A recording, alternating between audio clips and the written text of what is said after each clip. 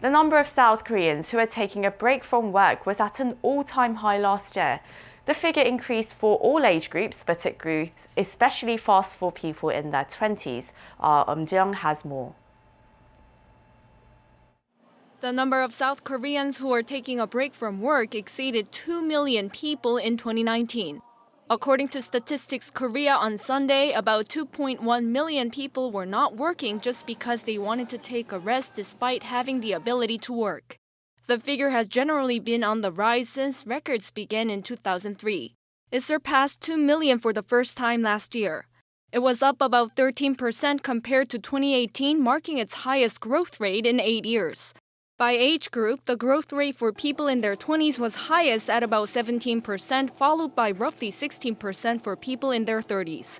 People in their 60s had the lowest rates at about 10%.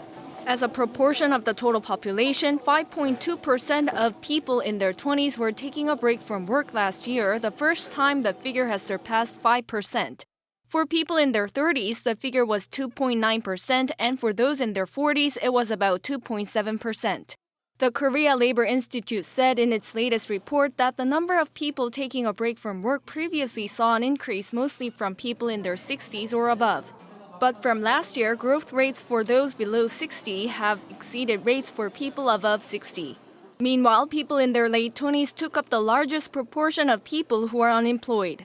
According to the OECD last Monday, people aged from 25 to 29 amounted to about 22% of all the unemployed in the country, the highest ratio for that age group in the OECD. Eum Ji-young, Arirang News.